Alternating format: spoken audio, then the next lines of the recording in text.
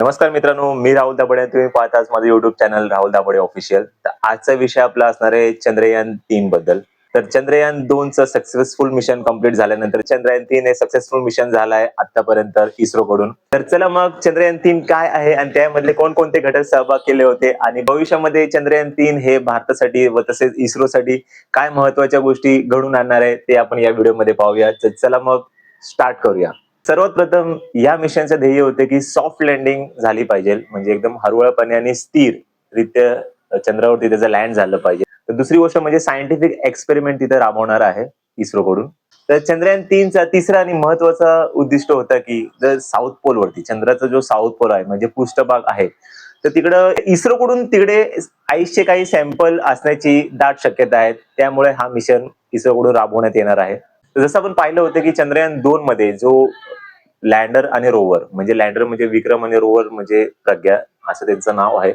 तर लँडर आणि रोवर या दोन्ही गोष्टी चंद्रयान 3 मध्ये पण इन्क्लूड केलेल्या आहेत. तर चला मग लँडर विक्रम मध्ये आणि रोवर प्रज्ञानमध्ये कोणकोणत्या गोष्टी इन्क्लूड केलेल्या आहेत ते आपण या व्हिडिओमध्ये पाहूया. तर सर्वात प्रथम एखाद्या मिशनला अंतराळामध्ये पाठवायचं असेल तर सर्वात महत्वाच्या 3 गोष्टी असतात.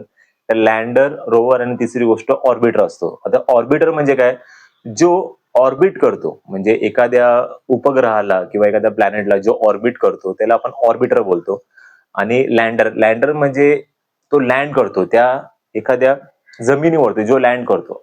आता चंद्रयान 3 मध्ये जो आपला विक्रम लँडर होता, तो त्या लँडरचं हे काम होतं की म्हणजे विक्रमचं प्रॉपरपणे आणि एकदम सॉफ्ट लँड करणं हा खूप महत्वाचा गोष्ट होता. लँड व्यवस्थित करणे की ज्या करून जो आतमधला रोवर आहे आणि ज्या आतमध्ये ज्या मशिनरी आहेत त्याला धक्का पोचू नये किंवा कोणत्या गोष्टीची इजा होऊ नये, तर ते लँडर विक्रमचं काम होतं. आणि दुसरी गोष्ट म्हणजे रोवरचं काम म्हणजे आतमध्ये जी व्हेकल असते, रोबोटिक व्हेकल असते, त्या रोवरचं काम असतं की खाली उतरल्यानंतर लँडर मधून जेव्हा ते खाली उतरतं त्यानंतर जे काही तिकडे सॉइल आणि जे काही तिथे स्टोन्स वगैरे आहे त्याबद्दल माहिती गोळा करून घेणं, म्हणजे तिकडचे मिनरल्स किती आहे किंवा तिकडे आईस किती आहे, हे सगळ्या गोष्टीचं सगळं ते अनालिसिस करतं. आणि ऑर्बिटर, तिसरी गोष्ट म्हणजे ऑर्बिटर ऑर्बिटर या दोन्ही गोष्टींना प्रॉपरली त्यांच्या वायू कक्षेमध्ये, म्हणजे वायू एखाद्या उपग्रहाचा किंवा एखाद्या प्लॅनेटचा, म्हणजे आपण चंद्राचा जो काय, चंद्रावरती तर वायू नाहीच आहे तसं, पण चंद्रावरती सोडण्याचं काम हे प्रॉपरली तिकडे व्यवस्थित सोडण्याचं काम हे ऑर्बिटरचं असतं. म्हणजे त्याला आपण प्रपल्शन मॉडेल पण असं संबोधतो. तर ह्या 3 खूप महत्वाच्या गोष्टी आहेत जे आपण चंद्रयान 3 मध्ये इन्क्लूड केलेल्या आहेत. आणि चंद्रयान 2 मध्ये पण ह्याच गोष्टी इन्क्लूड केल्या होत्या. तर इस्रो कडून जो ऑर्बिटर चंद्रयान 2 मध्ये जो सोडण्यात, म्हणजे ह्यापूर्वी जो ऑर्बिटर सोडण्यात गेला होता, तर चंद्रयान 2 साठी, तर चंद्रयान 3 साठी, तर तो जो ऑर्बिटर अजून पण सक्सेसफुली काम करतोय, म्हणजे खूप चांगली गोष्ट आहे इस्रो कडून, तर त्याबद्दल कौतुक केलं पाहिजे. चंद्राचा पृष्ठभाग म्हणजे चंद्राचा जो साऊथ पोल होता, तोच या मिशन म्हणजे चंद्रयान 3 मध्येच तोच का सिलेक्ट करण्यात आला. त्याचं मूळ कारण होतं म्हणजे चंद्राचा जो साऊथ पोल आहे तिकडं क्रेटर्स आहेत आणि तिकडे काही अवशेष, म्हणजे तिथे आईसचे म्हणजे बर्फाचे अवशेष तिकडं इस्रोच्या अनालिसिस नुसार तिकडे असण्याची दाट शक्यता वर्तवली होती. आणि आतापर्यंत जे मिशन झाले होते युएसए कडून किंवा युएसएसआर, म्हणजे इतर जे काही प्रगतीशील राष्ट्र आहेत जे स्पेसमध्ये टॉपला आहेत, तर त्या राष्ट्रांकडून जे आतापर्यंत चंद्र मोहीम राबवण्यात आल्या होत्या, तर त्यामध्ये कधी साऊथ पोलचा उल्लेख म्हणजे साऊथ पोलकडे त्या लोकांनी कधी कल केला नव्हता. तर इस्रोनी या गोष्टीकडे लक्ष देऊन सगळ्यात प्रथम साऊथ पोल आणि चंद्राचा जो बॅक साइडचा पोर्शन आहे, म्हणजे आपण टायडली लॉक असतो तो अर्थ पासून, म्हणजे पृथ्वीपासून चंद्र हे टायडली लॉक असतो. म्हणजे जशी पृथ्वी स्वतःभोवती फिरते तसं चंद्र स्वतःभोवती फिरत. इस्रोने युनिकली ह्या लोकेशनचं सिलेक्शन करून या मिशन मध्ये युनिक स्थान मिळवलं आहे.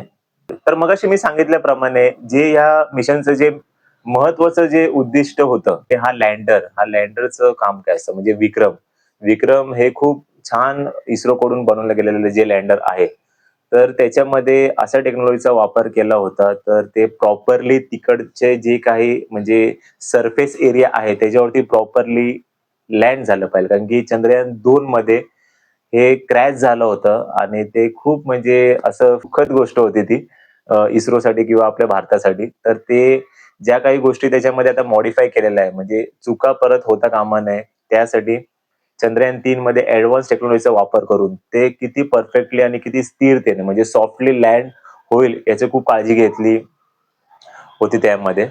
आणि दुसरी गोष्ट म्हणजे आपण रोवर जे बोलतो, रोवरचं जे काम होतं ते त्यांनी पद्धतशीरपणे ते पार पाडलं आहे रोवरने, म्हणजे ज्याला आपण प्रज्ञान बोलतो. त्यांनी त्यांनी प्रॉपरली तिकडचं सॉइलचे सॅम्पल्स घेऊन आणि तिकडे आईसचे काही म्हणजे सॉरी तिकडे जे म्हणजे कार्बन मध्ये जे आईस असतात, जे काय आईसचे मॉलिक्युल्स असतात, त्यांचं प्रॉपर जो त्यांनी कलेक्शन केलं ते पण प्रॉपरली केलेलं आहे, म्हणजे अशी कोणती गोष्ट मिस नाही झाली रॉक आणि सॉइल.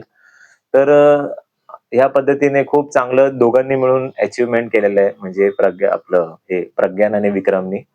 आणि ऑर्बिटर जो आहे तो तर त्याचं तर काम खूपच भारी आहे. त्यांनी आतापर्यंत त्यांनी कधी असा अडथळा निर्माण नाही केला की किंवा ते फेल नाही झालं. ते आतापर्यंत पण चांगलं सक्सेसफुल त्याचं सर्व्हिस देत आहे ते ऑर्बिटरचं, म्हणजे आपण ज्याला प्रपोर्शन मॉडेल बोलतात ते.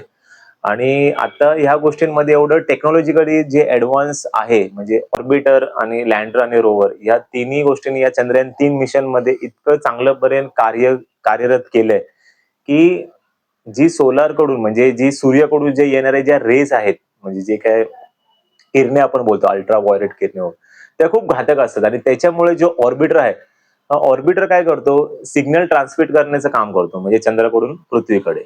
हे तर त्यांनी पण ते जे जे रेज असतात त्याला पण प्रॉपरली त्यांनी मॅनेज केलं आणि म्हणजे ऍब्झॉर्ब केलं आणि प्रॉपरली न काही अडथळे आता सिग्नल बरोबर ट्रान्समिट पृथ्वीवरती केलं आणि इस्रोला त्याचं इन्फॉर्मेशन दिली. तर खूप कौतुक केलं पाहिजे ऑर्बिटरचं, म्हणजे प्रोफेशनल मॉडेलचं. आणि भारत हा पहिला देश झाला आहे या कॉम्पिटिशन मध्ये की ज्याने साऊथ पोल म्हणजे चंद्राचा म्हणजे आतापर्यंत कोणताच देश चंद्राच्या पृष्ठभागापर्यंत त्यांनी सर्च नाही केलं, तसं भारताने फर्स्ट टाइम चंद्रयान 3च्या मिशनद्वारे फर्स्ट म्हणजे आपण प्रथम आहे या शर्यतीमध्ये ज्यांनी चंद्राचा साऊथ पोल म्हणजे पृष्ठभागाचं अनालिसिस केलेलं आहे. तर त्याबद्दल खूप कौतुक. आणि तिसरी गोष्ट म्हणजे हे जे मिशन जे इस्रोने जे कंडक्ट केलं ते निव्वळ 75 मिलियन म्हणजे 1 मिलियन म्हणजे 10 लाख रुपये आपण बोलू शकतो. $1 मिलियन म्हणजे 10 लाख रुपये. त्याचं 75 मिलियन्स इतक्या कमी खर्चामध्ये हा मिशन त्या लोकांनी सक्सेसफुल म्हणजे इस्रोने सक्सेसफुल करून दाखवला. त्यापासून मनापासून आभार इस्रोचे व भारत यासारख्या देशाचे. तर जे फ्युचरमध्ये येणारे जे काही प्रोजेक्ट आहे ते थोडक्यात मी तुम्हाला सांगणार आहे. गगनयान हे मिशन ह्युमन्स मिशन असणार आहे, म्हणजे ह्युमन्स तिथे आपण पाठवणार आहे चंद्रावरती. इस्रो असं कंडक्ट करणार आहे. तर दुसरी गोष्ट आदित्य L1चं काम असणार आहे की सूर्याकडून ज्या काही येणाऱ्या ज्या काही सोलार रेज आहेत, म्हणजे जे काही आपण सौर ऊर्जा आपण ज्याला आपण बोलतो त्या सोलर त्याच्याबद्दल स्टडीज करणार आहे आदित्य L1. आणि त्याचे जे काही फ्युचरमध्ये होणार आहे सोलार कडून ज्या किरणांकडून आपल्याला जो काही बेनिफिट होणार आहे त्याच्याबद्दल आपल्याला म्हणजे इस्रोला याबद्दल माहिती देणार आहे आदित्य L1. तिसरं फ्युचर मिशन म्हणजे चंद्रयान 4. चंद्रयान 3चं सक्सेसफुल झाल्यानंतर चंद्रयान 4 या मिशनकडे इस्रो जपानला धरून म्हणजे जपान हे राष्ट्राला धरून टेक्नॉलॉजीचा वापर करून ज्या काही जे मिशन 3 मध्ये अजून ज्या काही प्रयोग करणार आहेत जे करायला मिळाले नाहीत ते 4th मध्ये ते लोक म्हणजे 4थ्या मिशन मध्ये या सगळ्या गोष्टींचं ते लोक तिथे एक्सपेरिमेंट करणार आहे. इस्रो आणि जपान हे राष्ट्र एकत्र कोलॅबोरेशन करून. त्याबद्दल खूप कौतुक. तर इस्रो कडून आतापर्यंत जे काय चंद्रयान 2 चंद्रयान 3 जे काही राबवण्यात गेलेले आहेत, तर चंद्रयान 3 हे खूप चांगलं सक्सेसफुल मिशन झालंय. तर हे मिशन झाल्यानंतर पूर्ण जगाचं जे काही फोकस आहे जे काही लक्ष आहे ते पूर्ण भारताने स्वतःकडे वळवलं आहे आणि इस्रोचं खूप ठिकाणावरून कौतुक करण्यात येत आहे. तर तसं आता इस्रोचं जे धोरण फ्युचरमध्ये असणार आहे की टेक्नॉलॉजीचा वापर करून आणि जास्तीत जास्त कोलॅबोरेशन करून प्रगतीशील राष्ट्रांसोबत भविष्यामध्ये ज्या इंटरप्लॅनेटरी ज्या सिस्टम आहेत त्या पूर्ण राबवण्यात येणार आहे. म्हणजे प्लॅनेट टू प्लॅनेट म्हणजे आता आपण सर्वात जवळचा जो प्लॅनेट आहे म्हणजे आपण सॅटेलाइट बोलू शकतो त्याला, उपग्रह. जो काही उपग्रह चंद्राचा आहे तर त्यामध्ये फर्स्ट त्याच्यावरतीच एक्सपेरिमेंट होणार आहे. आणि त्यानंतर मार्स म्हणजे आपण ज्याला मंगळ ग्रह बोलतो, म्हणजे जे प्लॅनेट टू प्लॅनेट इंटरप्लॅनेटरी जे मोहीम जे इस्रो कडून राबवण्यात येणार आहे. तर मित्रांनो हा व्हिडिओ तुम्हाला कसा वाटला चंद्रयान 3 बद्दल हे तुम्ही मला कमेंटमध्ये नक्की शेअर करा आणि मला लाईक आणि सबस्क्राईब करा. तुमचं सबस्क्राईब केल्यामुळे मी थोडा मोटिवेट होतो. तर मित्रांनो हा व्हिडिओ